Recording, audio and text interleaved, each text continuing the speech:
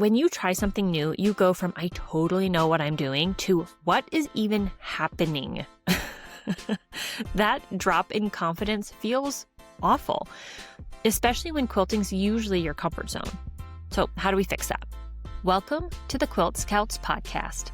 I'm Megan, your Quilt Scout leader and fellow adventurous quilter. This is a cozy campfire chat for quilters who crave creativity, community, and a gentle nudge to try something new. Each week, we'll talk about quilting and the small adventures that help us grow more confident, one stitch at a time. I'm so glad you're here. Let's get into it. Today's episode is for the quilter who keeps thinking, I really want to try that, but I'm not ready. Not because you don't care, not because you're lazy, not because something keeps stopping you and you can't quite name it. So let's name it. This one's about why trying new things feels weirdly hard and how to get unstuck without turning it into a self-help project. Okay, quick warm-up question before we dive in. What's one quilting thing you've been curious about but haven't actually tried yet? It could be a technique, a style, a tool, whatever pops up first. You don't have to commit, just notice it. And maybe laugh a little if it's been sitting in your cart for 6 months. All right, let's unpack why your brain keeps side-eyeing that idea in your cart. Here's the thing. Trying new stuff feels hard because your brain's main job is to keep you safe, not creative. Your brain loves familiar, efficient, good at things you. New techniques bring mistakes, chaos, and beginner energy. And your brain's like, okay, no thank you. We've had enough drama. So, quick reminder, if trying something new feels weird, that's not a character flaw. That's just your brain trying to protect your ego. Cool. Thanks, brain. Moving on. Let's talk about the real world reasons quilters get stuck. Number 1, skill reset. You're entering beginner mode.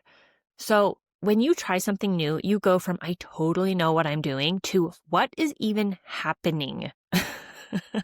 That drop in confidence feels awful, especially when quilting's usually your comfort zone. So how do we fix that? Well, make it smaller. One practice block, one mini, one sample, and decide ahead of time that this is allowed to be bad. You're not bad at quilting. You're just a beginner again. So, quick story. When I first tried curved piecing, I was convinced that my fabric hated me. Spoiler alert, it didn't. I was just in beginner mode. Okay. So let's get honest about another big reason we freeze up. The stakes start to feel way too high. Quilting costs time, fabric, money, emotions. So our brains turn everything into a test. Like, if I mess this up, it means I've wasted my time or I've wasted my fabric. So let's lower the stakes. Number 1, use fabric you already own.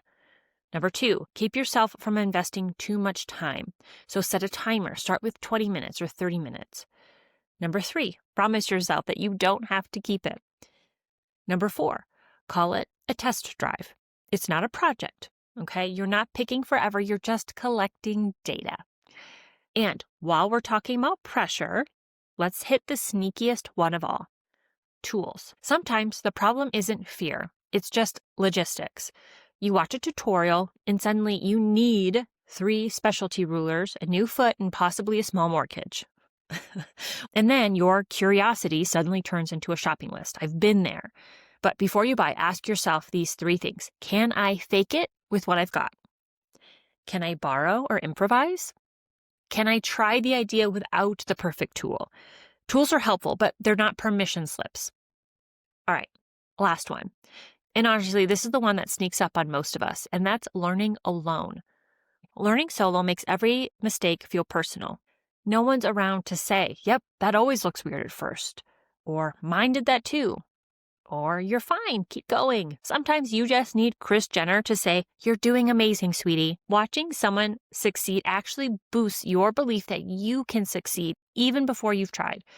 And that's why sew-alongs, tutorials, and progress photos help. You're borrowing confidence. So find a buddy, post progress, sew along with the video. You don't need an expert, you just need company. I've absolutely avoided techniques for years, not because I hated them, but because I didn't want to feel bad at something again. I told myself that's not my style, or I'll get to it later. But really, I was just avoiding discomfort. Discomfort isn't a stop sign. It's proof that you're growing. Which brings me to the big mindset flip that changed everything. Challenge versus punishment. So giving ourselves a challenge means inviting curiosity, learning, and maybe laughing a little at the weird seams. Punishing ourselves means expecting perfection and putting pressure on ourselves. Sometimes we forget quilting is supposed to be a hobby, not a Hunger Games event. Okay? Remember that. It's supposed to be fun. All right, this next one is for my fellow professional procrastinators. And I just need to organize my fabric first crowd. I see you. So real talk, I don't avoid quilting. I tend to avoid starting. The setup always feels bigger and more daunting than it is, kind of like the gym. Okay, it's January 1st. This seems fitting. Getting there is always the hardest part, but once you're in, you're fine. You jump in, you start working, you get into the flow, right? So I want to invite you to start an arrival ritual. Just sit down, pull out your stuff, set a 10-minute timer. You don't have to finish your project. You just have to start. Momentum tends to do the rest. So let's zoom out for a sec. What's the Quilt Scouts philosophy behind all of this? Trying new things doesn't mean you're fearless. It just means you're brave enough to do it scared. And maybe laugh a little while you do it. You don't need more discipline. You just need a cheer section. Curiosity over perfection. Exploration over mastery. Community over comparison. Okay, that's the whole vibe. All right, let's wrap this one up with a quick and dirty field guide. So here is your unofficial Quilt Scouts checklist. Number 1, name the resistance. What's stopping you? Number 2, lower the stakes. Spend less time, less money. Number 3, contain beginner mode. Start with something smaller, 1 block, 1 sample. Number 4, reduce tool friction. Can you borrow something? Can you improvise with what you have? Number 5, add a witness, okay? This could be just texting a friend some progress photos or sewing along to a YouTube tutorial. Number 6, focus on starting, not finishing. We're just dipping our toe in the water, right? Number 7, reflect on the progress instead of judging your progress. You don't need a stricter routine, you just need a kinder one. Start small, stay curious, that's enough.